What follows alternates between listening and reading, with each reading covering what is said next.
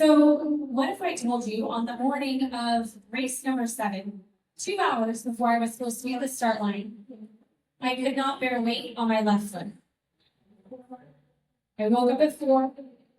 The pain and the swelling and the throbbing was so bad. I couldn't even sleep that night. But I hadn't tested out how I was going to feel stepping on it. So I quickly realized that that was not an option. I grabbed my phone, I hobbled out of our bed, and I called my husband in tears and said, I have to be at the race in 2 hours. I have no idea what I'm going to do.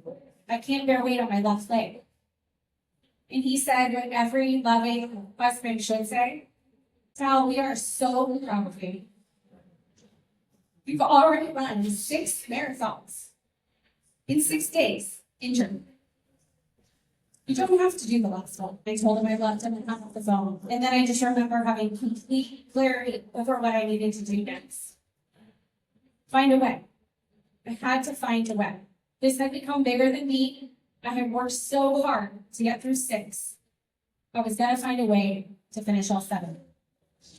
So I pulled out my phone, started emailing the race director, because in my mind I'm thinking, how do I have 8 hours.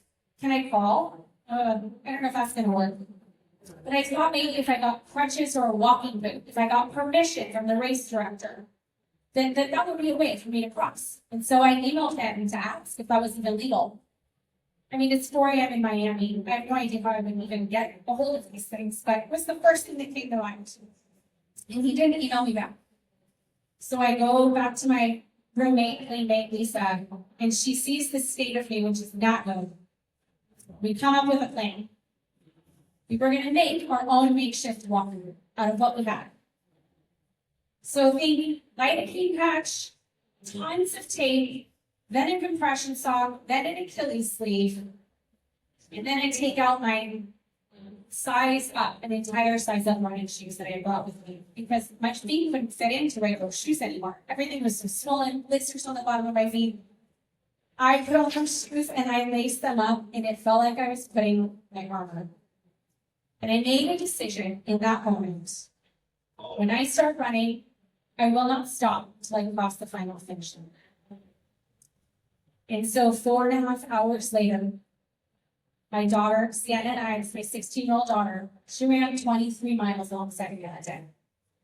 And the greatest gift that came out of this entire race for me, for her, and for our family was that she now knows she can run 23 miles.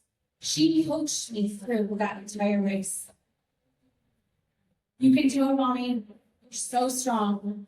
You only have this many more miles left. You're almost there. And for a 16-year-old to have that experience is pretty powerful. So I think she feels pretty unstoppable. We didn't plan any of that. It was just a gift.